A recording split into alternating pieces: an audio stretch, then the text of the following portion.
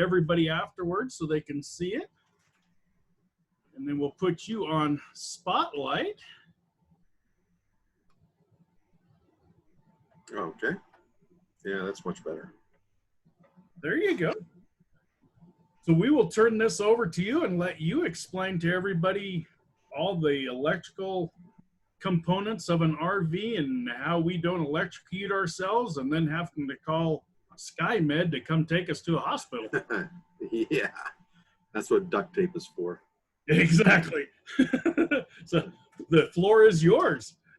Okay, hi everybody. My name is Mike Despain. I am from Anchorage, Alaska, and we are full-timers since September 6th of last year. What I am going to be showing you is the similarities and differences between your residential, because I see some of you guys are at home. This will be useful for you also. The similarities between your home power panel, your breaker box, and an RV, and the slight difference. I'm trying to get everybody familiar with both of them. And I've been doing this, oh boy. I'm a retired Air Force. I did a lot of electronics in the Air Force, worked on nukes, Minuteman missiles, a lot of electrical on aircraft, helicopters, you name it. I've been buzzed a few times, so we'll get the show going. And if you have any questions, just let me know. Just stop me. It'll probably be easier if you just stop me and ask a question, or I'll stop in between, and that way I don't have to keep skipping back and forth. So, and here's my PowerPoint. So what I'm going to show you first is residential, your residential panel. Let me see if I can get a little bit better here. There we go. So everybody know, hopefully you know where your breaker panel's at in your house. And your power coming in off the street will be on a little pole with a transformer. And inside your breaker panel, you'll see a bunch of breakers in there. I'm going to show you how those work and why they work the way they do.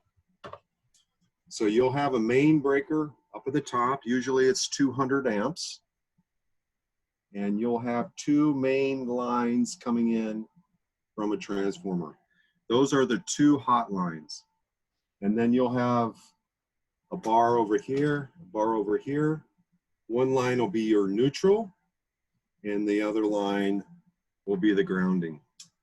On either side of that main breaker are what we call phases. All breaker panels have two phases. The one line coming in here, this will be the left phase, A phase, phase one, whatever you want to call it. On the other side is the second phase, or phase two, and they're offset. So when you see a single breaker in your breaker box, that means it's a single phase, single pole breaker.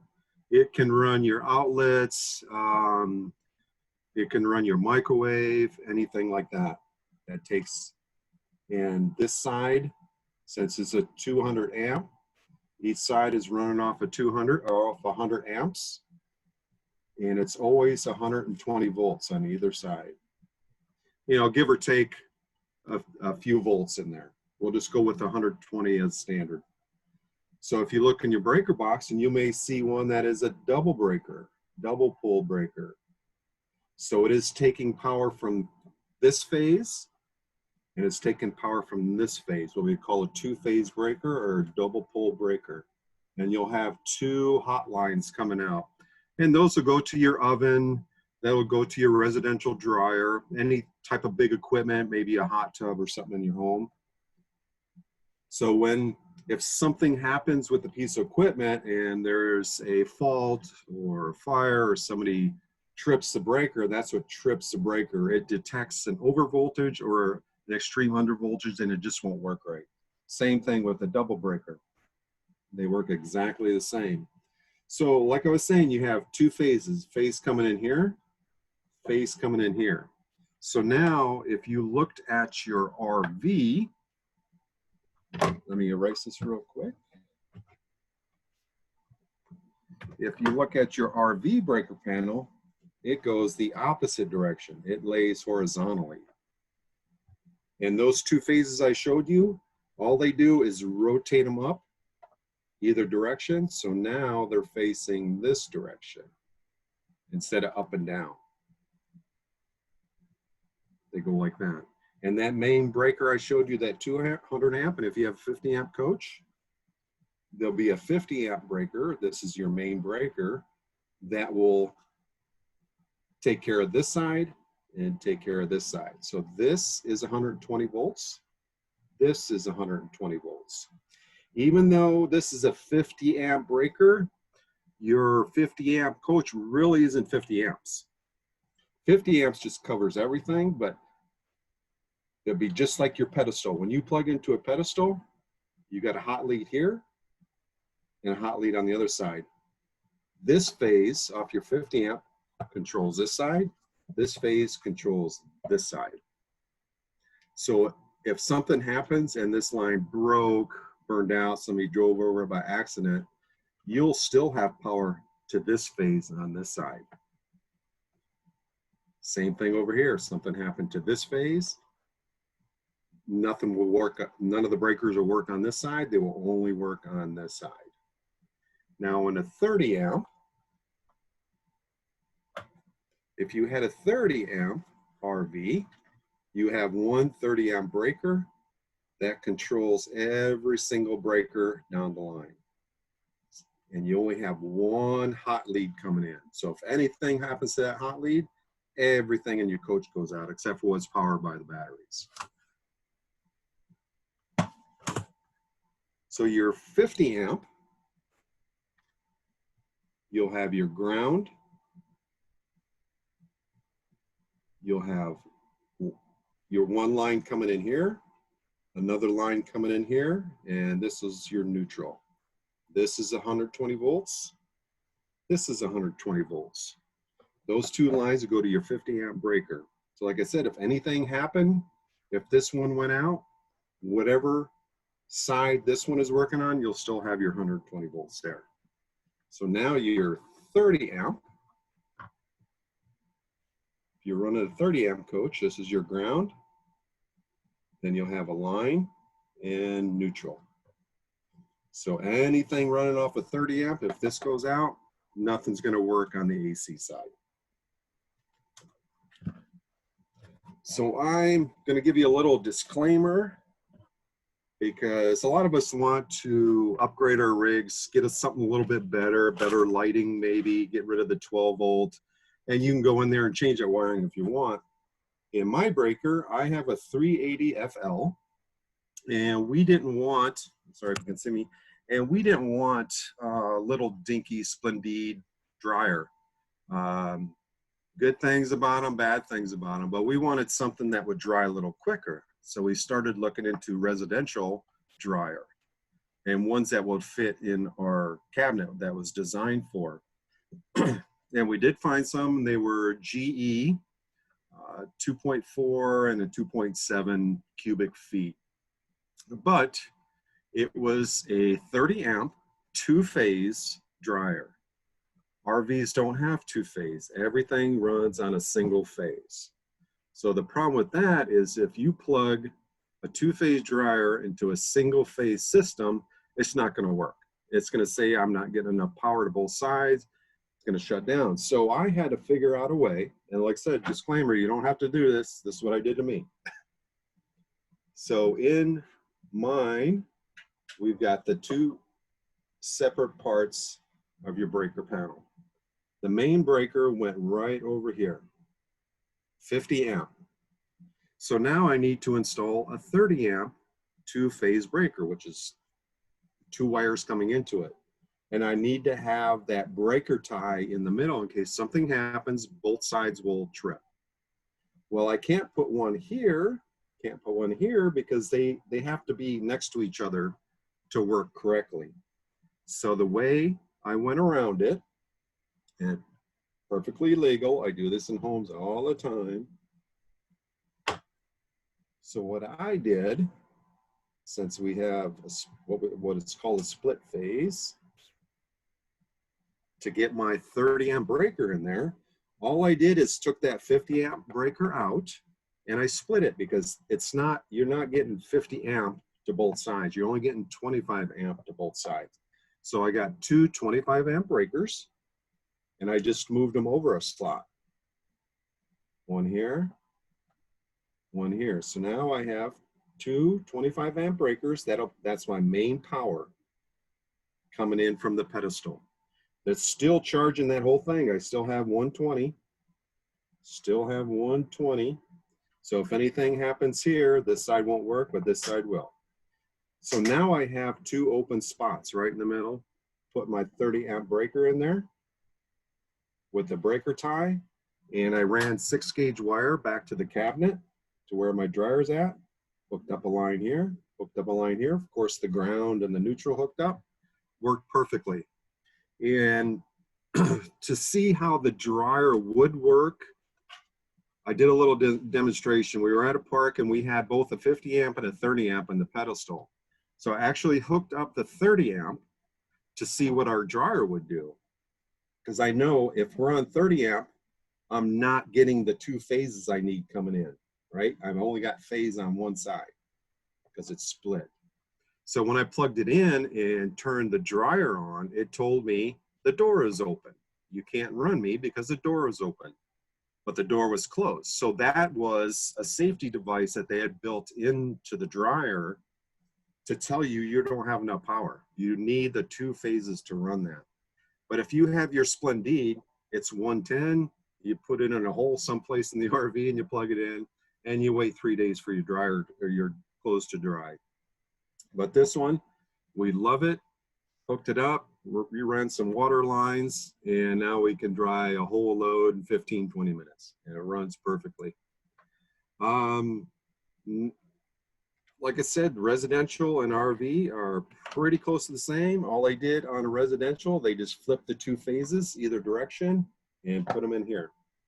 And of course, you have your whole 12-volt system over here. Now, of course, all your lights are run from your fuses. There'll be your converter, which will run half your system there. So other than that, I mean, it's hopefully it didn't confuse you too much. But if you see the similarities, it's the same as a house. I don't know why they don't put a house bot panel in an RV. I think they just want to make it more difficult, but it would make it a lot easier for people to run bigger equipment if they wanted to. So I don't know if you have any questions. If you wanted to learn something else. Mike, I have a question for you. It's Jim Hinkle. Sure. When you were showing the 50 amp side of things on the RV breaker box, you showed the two phases, which was great. Just to clarify and make sure that I thoroughly understand, each of those phases will have 50 amps on it. So overall, you can draw up to 100 amps if both of them were drawing 50 amps each, right? No, they do not have 50 amps. So that your 50 amp breaker in the middle, it's called a double pole breaker. So you're only bringing in half of that 50 amp that's coming from the pedestal. So you can split this and you're only taking up 25 amps on either side, if that's what's at the pedestal. Who knows what power is coming in from the main pole or from the transformer. They just happen to throw it in there because the wire size allowed them to put a 50 amp breaker in. So you can split this. You could put a 25 amp down here, 25 amp down here, run your main lines from your pedestal. These breakers can go anywhere. They just happen to put a 50 amp in the middle because it's convenient that way. And if somebody, for some reason, somebody went by with a mower and ran over your cord, your power cord, it will trip this breaker here or at the pedestal, one of the two, because you're really doubling up the breaker because you have a 50 amp at the pedestal and then you have a 50 amp here. Then you have loss of voltage and loss of amperage coming in depending on how long your line is. Just like we were just at a park, the line was so long from the main power pole, we can only run one AC off a 50 amp circuit because then it would trip the breaker and it just wouldn't kick in, and we couldn't run the microwave and the AC at the same time. It's kind of you have 50 amp available, but it's split phase. You have two different phases because this phase runs this side, this phase runs this side. Hopefully that explained it okay. So basically you could be pulling 10 amps on one side and 40 on the other? You are correct. You Okay. have no idea what's behind that panel at the pedestal. And that's why a lot of people will get the surge suppressor. I have one built in. So it analyzes the whole circuit. It'll tell me everything is fine. It'll come on. If something isn't fine, there'll be a little light saying under voltage, over voltage, reverse neutral, or whatever it may be. And there's little boxes that you can increase the voltage a little bit. It doesn't hurt anybody else in the park. It just helps your rig for a short time to equalize out that voltage to run across everything. This is Carol. I have a question. Sure. Can you now explain what happens when you use a 50 amp dog bone to 30 amp? Tell us about the magic going on in that plug. Okay, so what they're doing, so you have a 50 amp cord coming in, and there's only 30 amp at the pedestal, correct? No, I actually the other direction, 50 to 30. 50 at the pedestal. All it's doing, okay, so here is your 30 amp. You can see that? Mm-hmm. And this is the ground. And here's your 50 amp. So what you're doing is, if you're going from the 50 to the 30, all they're doing is eliminating one leg. That's connected to nothing. Okay. So now you have one line. So it'd be like, and this is the line. All they're doing is connecting these two together. Your neutrals are connected together, and then obviously the ground. They're just taking one leg out, so you have a single phase. If you have two hot lines, it's two phase. Mm-hmm. Okay. Thank you. It will still supply. So if your box in your RV, if your RV is 50 and you're plugged into 30, you're still going to get both sides, but you can't run stuff. You can't turn the plug in a coffee pot and run the microwave at the same time because you don't have enough to cover the difference up. And that's where your inverter comes in. It will convert some of your DC or your inverter, some of your DC to AC to make up the difference and power that on. And that's where a lot of people have is, oh, my battery keeps running low so quickly, or I have to keep turning the generator on. And that's what's happening. It's sucking some of that power from the battery to make up the difference. And you can't do that very long unless you got, solar power. I installed solar with 4 lithium batteries. So we can run the ACs on that. We can run the microwave. We just can't do it very long, but an emergency situation, we have it. Okay, thank you. Mike, before you erase that. Oh, sorry. Brian here. I need to practice. When you go from 50 at the pole to 30, okay, we're only using one leg of the 50. Correct. Am I getting 50 amps through that leg, or only 25? No. You're only getting 25 or whatever they have it powered up to. Because you may see a 50 amp plug in there, but it may not be. You can test them. I haven't tested them myself because I do have my surge suppressor and it tests it for me. If anything's wrong over or under, it'll tell me. But yeah, that you're only getting one part of that 50 amp coming through. So at the times when I went from 30 to 50, thinking I was getting closer to 30 amp or better power, I was actually getting less. You are getting less. Okay. You're only getting half of what they're feeding you is what it is. Okay. Because it's a single pole, so it's called a single pole breaker. Now, here's the thing. If you look at your 50 amp breaker in your panel, and you will see it, it's a double pole breaker, and there'll be a breaker tie in between the two of them, right? 50, it'll say 50, 50. And you'll have the two hot legs coming into your RV like this, right? Then your breakers will be on either side. So if anything happened, like I said, somebody went by and chopped your cord or something happened, it will either trip this breaker or the one at the panel, whichever one is the weakest. The weakest link will always go first. So if you have your coffee pot here on a 20 amp, you have a 30 amp for your AC or 20 amp for your AC and something else, and you got all these running at the same time, and you're not pulling in that 50 amp, because remember, you only have 120 volts on either side of this. That's all you have.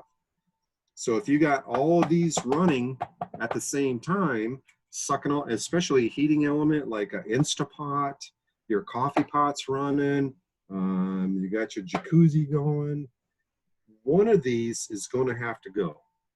If it's a bad breaker, it'll trip this, it'll trip your 50 amp, but then you lose all the power to your rig. It'll shut both sides off. But say your coffee pot got overheated, it'll trip this breaker, right? So now this one's gone.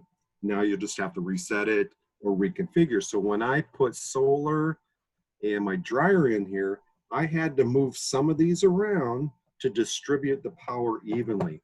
So I have an AC on this side. I have an AC on this side. We run our coffee pot a lot. So I put a coffee pot here, not so much on the TVs. So I put another one over here, and I distribute it evenly. So if I had everything running on one side or on this side, I would never trip those breakers and never exceed that 25 amps I need to run everything. Even though the breaker says 20 amp, you're not going to get 20 amp through there to run a coffee pot. I looked at, what was it? Oh, our AC unit. I looked up the AC unit because I didn't want to climb up there and look at the tag.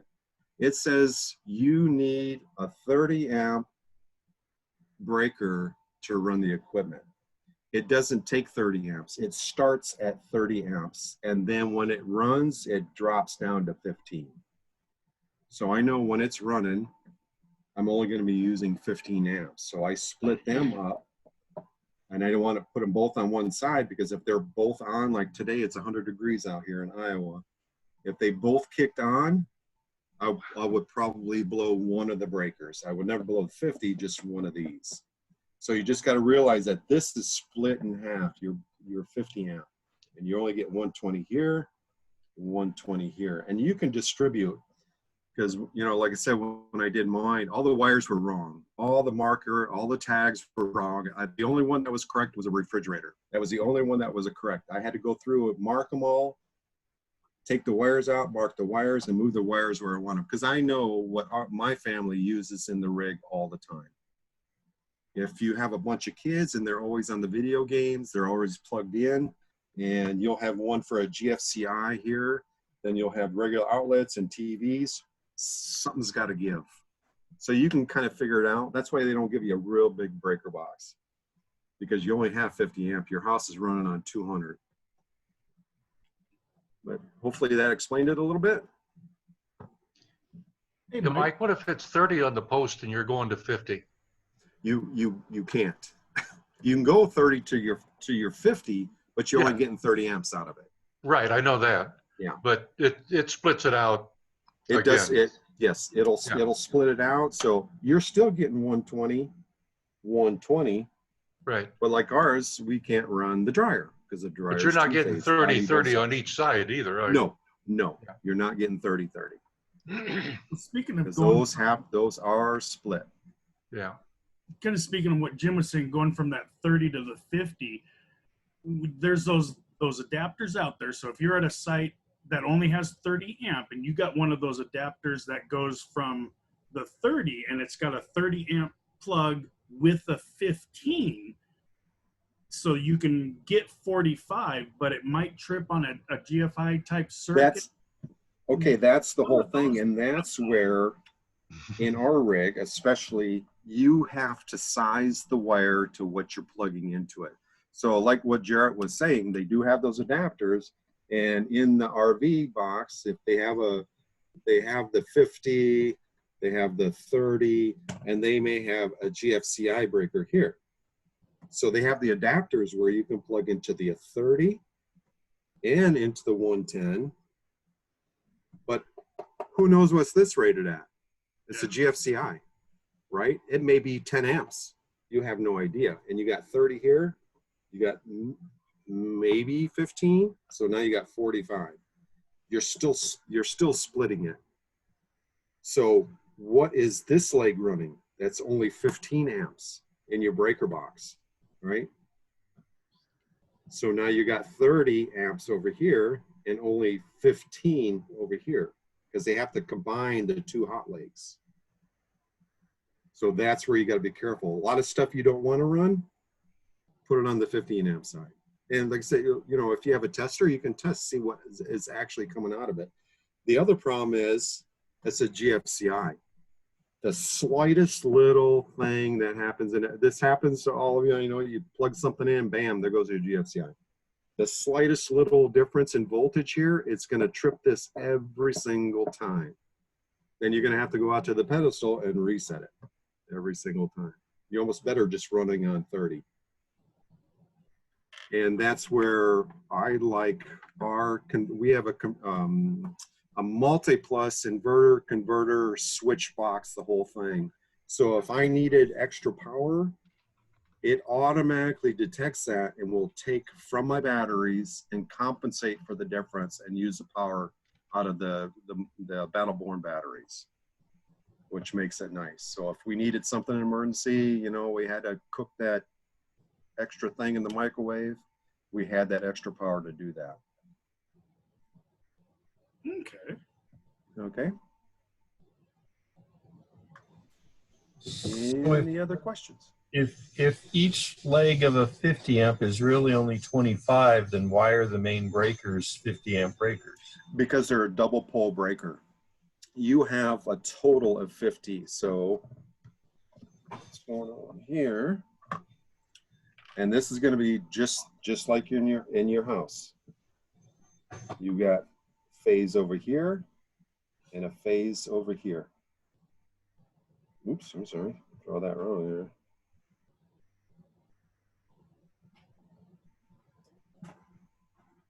So that 50 amp breaker is a double pole breaker. So it's going to go across this phase and this phase. And it's just like in your RV. It needs to pick up two phases to work.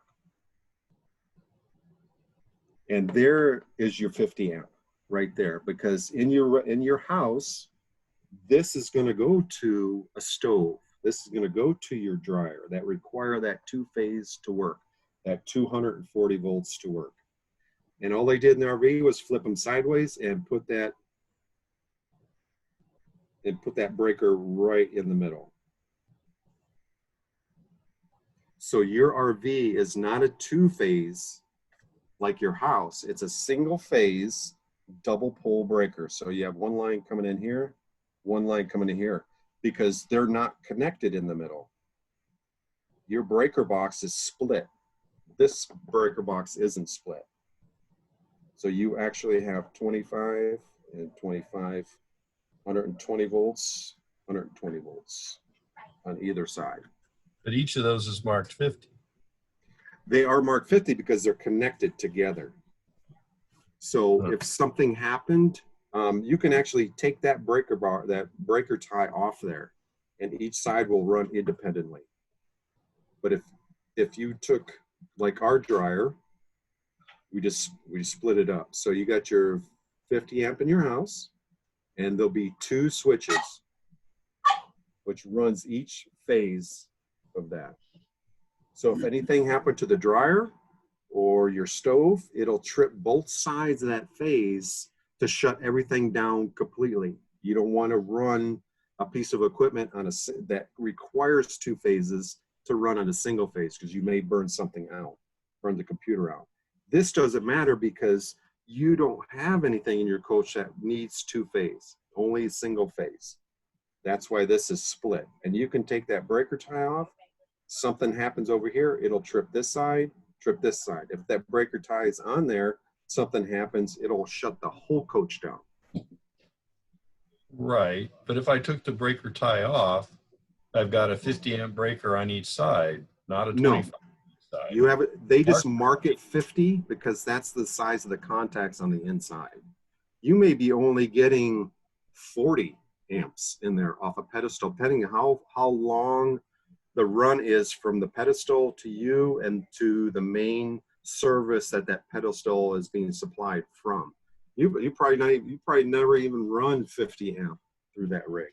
They just mark it 50 because the contacts, if there's an over voltage, let's say a lightning strike, your surge suppressor went out.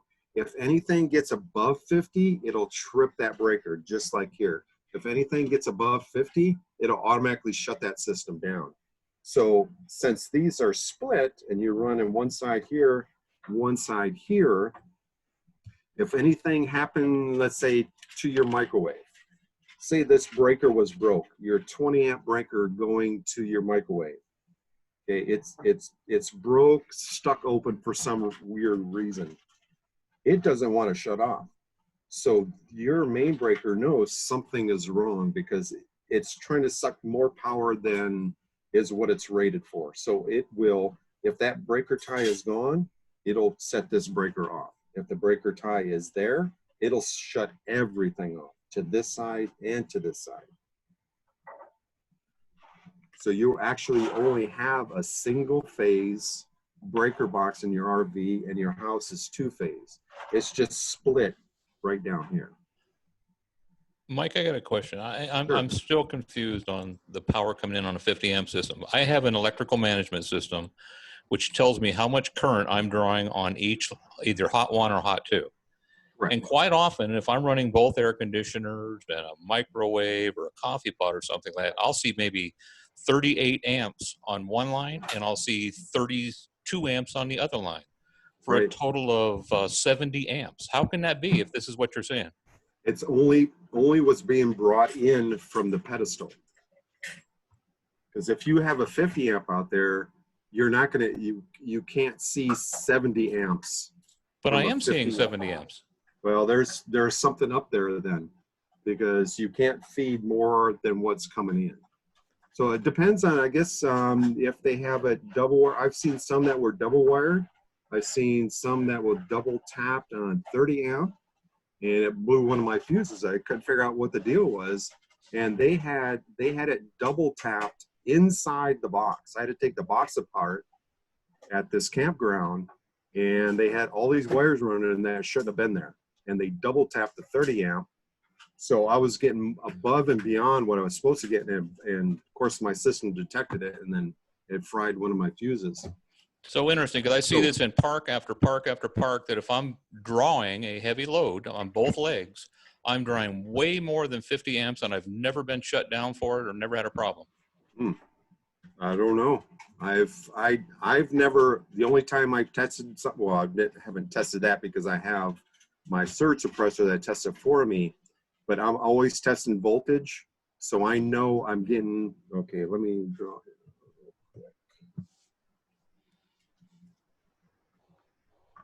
So if you look at, let's do a 50 amp here.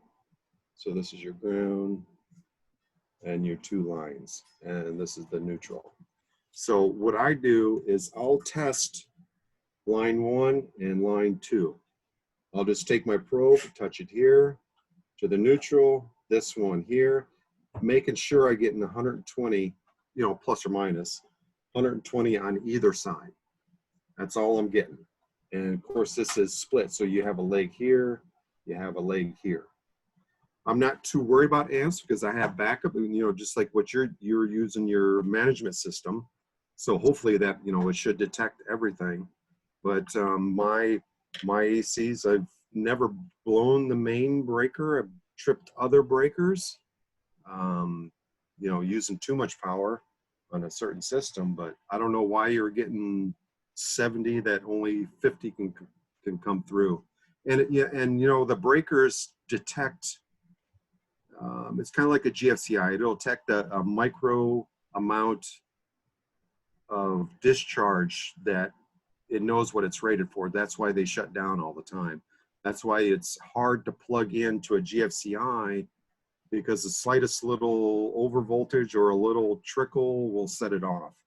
So I don't know why you're getting 50. I'd have to test it myself to see what's going on, but I don't know where your extra amperage is coming from. But I would be careful, because your wires in your RV will only rated up to a certain amount. Your 12 gauge only rated up to 30 amps. So if you're getting 70 or 30 some amps, 37 or whatever you said, to run something, the TV, it's going to a TV that is only 14 gauge wire. You're going to burn that wire up. It might. Pretty soon. I'm gonna challenge you a little bit. Go look at the Okay. wiring on the 50 amp cord. Go look at the wiring from the connection to the main breaker. It is 6 AWG.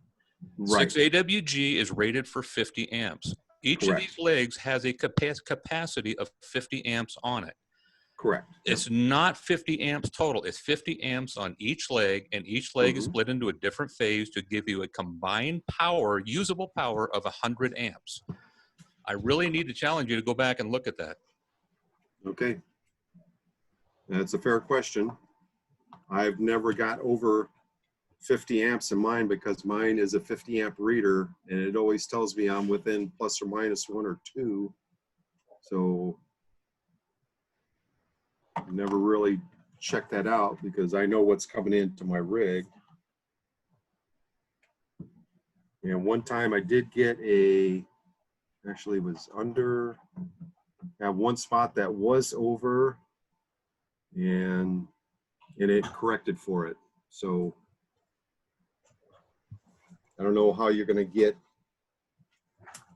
you know, it's the size of the breaker.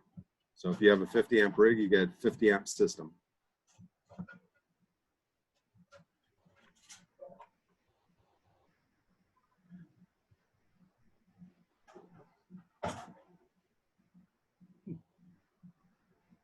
You guys got me confused. Because that's why I'm not an electrician. I'd have fried myself by now. Yeah, you know, you can, yeah, like he was saying, you know, you got to make sure your wire is the correct size. That's why I had to run different wires. Boy, when I opened that up, it was a mess too. You know, I make sure whatever was running 15 and 20, they had 12 gauge. The smaller stuff, there was 14 gauge in there running a smaller system. You know, added some new plugs and made sure I ran 12 gauge for that. You know, just gonna make, if it's going above 50, then, you know, your little 14 gauge wire, whatever's running off of that, it's not gonna hold it. But then again, you're only running single phase. If you run in 2 phase, then you need the bigger wire, because now you got 240 instead of 110. I guess I haven't been looking at my questions here. One of the questions that just came up is, how do you hardwire a surge protector? Ah, okay, so I'm trying to remember the name of it, but mine is built in. So it's trying to remember the name of it. Is it a Progressive, Progressive Industries? No, it is the Progressive one with the little animal head on it. It's got the black cat or something on it. I can't remember what it was called. Anyway, so mine is a big square like this. It's a little bit bigger, and it's got 4 connections up here and 4 out. So the 4 coming in is the ground. I've got line 1, line 2, and the neutral. And the same down here. I have ground, line 1, line 2, and this is all integrated, and it's secured underneath the thing. So if anything happens, I can look in my little compartment, and there's a bunch of indicator lights here. It'll tell me when I'm plugged in, what my amps are coming in, It'll say it's testing, reverse neutral, no ground, and then over voltage. It'll give me all those indications, everything. If it doesn't come on, then all I got to do is look at these lights and it'll tell me exactly what to do. And then this goes to my multi-plus.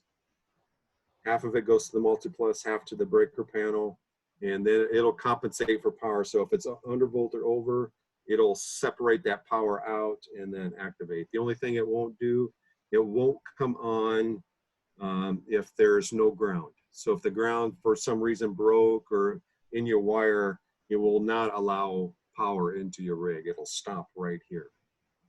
But I don't remember the brand name of it. I believe I got it off of Amazon. But it works great.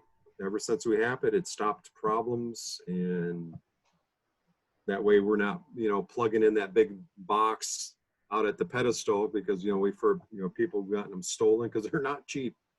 You know, people got them stolen and now they're left without anything. But you can also get a switching box, like when you plug into a pedestal, it automatically, your switch will automatically detect that. And now they make them with a built-in surge suppressor. So it's all one unit, one combined unit. Somebody had asked, what's my opinion on the soft start for ACs? If I know they're not cheap, we haven't had a problem with them. I would get them if you can, get them and install them. It'll save you, especially if you have solar, and your AC can run off of solar a lot easier that way. Because if you don't have a soft start, then it just wants to kick the full amperage and get started up, and then it'll smooth out. Soft start will just get it going, you know, slowly, and then you won't have that big bang and possibly set the breaker off. Is it hard to hook one of those protector things up that you're Oh, no. So what I did is I removed a panel. I have the 3D FL, so my front compartment is where all the wires look like spaghetti behind there. I just took the panel off, and the main line coming in that you plug onto the side of your RV is right there. All I did was disconnect it from the switch, ran it in the top, and then reconnected wherever it was connected into out the bottom. It was simple. The only thing is, you know, those 50 amp wires, the huge gauge, were pretty tough to bend. So that was the only difficult part, but it's been secured, and all I did was mount this right inside the compartment, and I can see all the lights when I plug in. So yeah, it was pretty easy. They're just not cheap. That's the problem.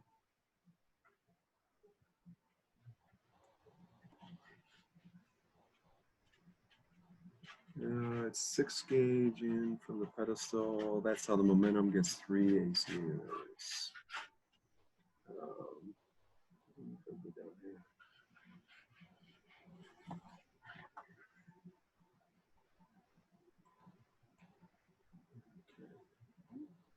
Yeah, somebody, Joe, yeah, continued on the grand design discussion about the 50 amp. Yeah, 50 amps, 50 amp. If you got a surge of 70, 80 through there, it's going to set the breaker off. I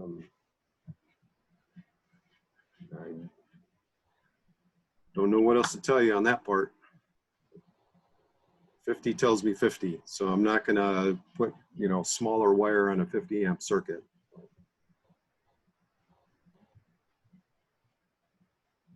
You just got another question on there. Oh. How many?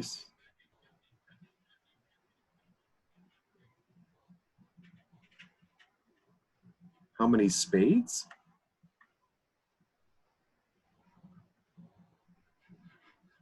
How many spades can you connect to the fridge box in back? I'm not sure what you mean by spades. Your fridge, if you have a dual fuel, you either run it off electric, propane, You also need the 12 volt for the igniter. And if you look back there, you'll see it's plugged into a 110 outlet because you need that to run everything else. Now you can run it without being plugged into the pedestal because then it's going to run on gas and the 12 volt. So like ours right now, we're at 50 amps, so I just have it on regular electric. That way I'm not running propane, but I'm not sure what they mean by spades. That's from Spaces. Tracy. How many spaces can you connect no. I don't know if you want to reword that, Tracy Harris. Maybe I can answer it for you. I don't know sure what you mean by spades. Can you see that on my video? That thing? Let me see. I'm going to see where you're at here. I'm going to go over. Oh, okay. Tracy Harris. Let me see if I can bring this up real quick here. I'm not sure. I'm not used to Zoom. Just a sec, Tracy. I'll bring you up on Spotlight. Oh, gotcha. Okay. That thing. How many spades can be connected together, you mean? Yeah. Oh, okay. So what that is doing is it's going from power to power, or of course, that's a part of your DC right there. So they're going to be hot, but you can connect. It's really hard. It's I'm getting a little reflection. So you want to know how many spades can be connected to the fridge box in the back? Well, you can connect as many as you want. Yeah, that's just that's a relay.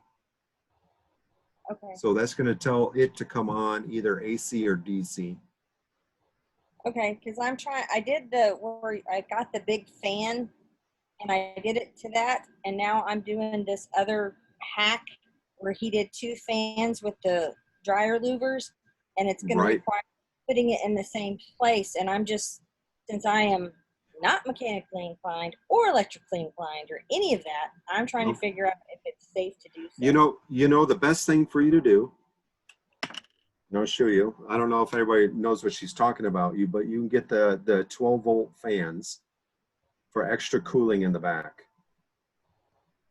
Best thing to do, I would not mess with any of the wiring that is back in the back of your fridge, because if it's under warranty still and they see that you mess with some of that, they're going to say, oh, sorry, you already messed with it. Best thing to do is, since you already have access to 12 volt wherever your battery's at, I would run a brand new line, and on there it'll tell you how many milliamps it's going to take to run these 2 motors. You can combine those 2. Just run a new wire with a little toggle switch.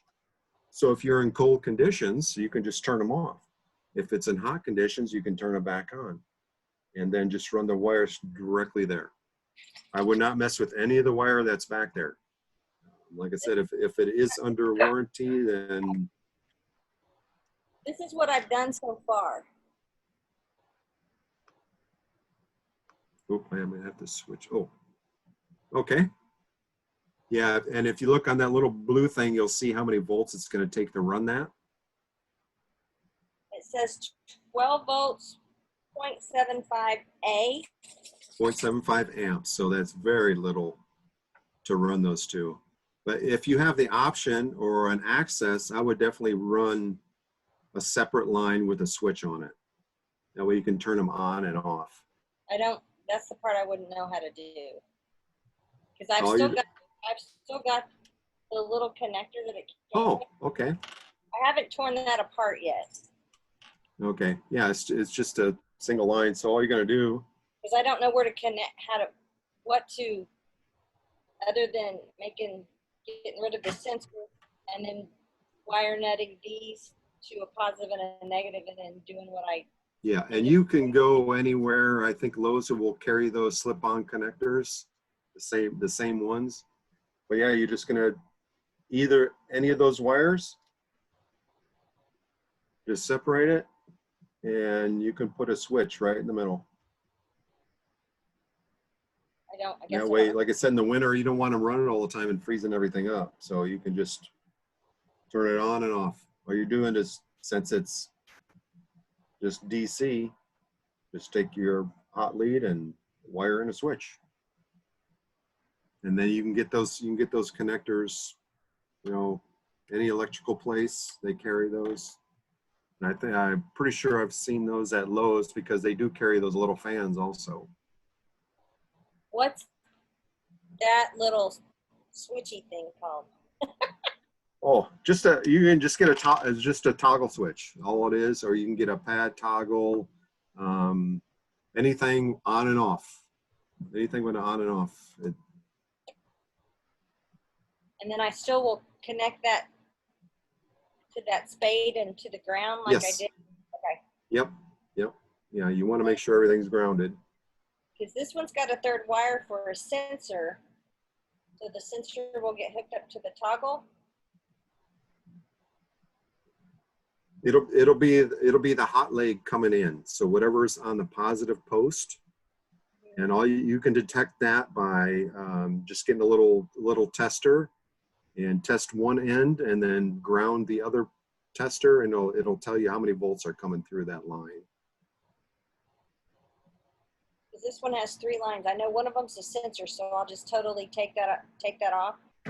Yeah, and you know, all those fans are different, so they may have a overspeed limit or whatever the sensor is for to shut itself down.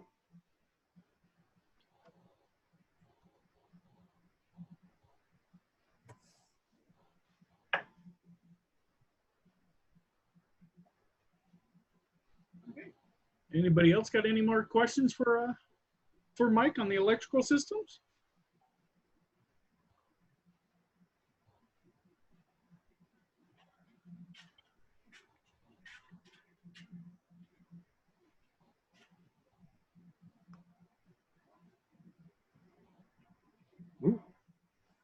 Oh, that looks like about it, Mike. Okay. Well, great presentation for it. Sorry if it got a little confusing there. That's why I'm not an electrician. I know just enough to wire up outlets and a little bit. Other than that, I let somebody else take care of it. Yeah. Well, great. Well, thank you for coming out and teaching us some stuff on it. I look forward to getting you first. Okay. So let's see. Yeah, we'll see you next April. Yeah, next April. Benelli Bluffs. Yeah, I think that's the next rally I got you guys down for is the Southern California one in April. That is it. So our next seminar we got going is in about 35 minutes, and that's going to be on Grand Design maintenance. And Grand Design is actually going to be putting that one on. So we got Randy Davis is going to be doing that. Emily's even going to be has some videos on there where she's going to be doing some of it. So we'll see everybody in about 35 minutes. Okay.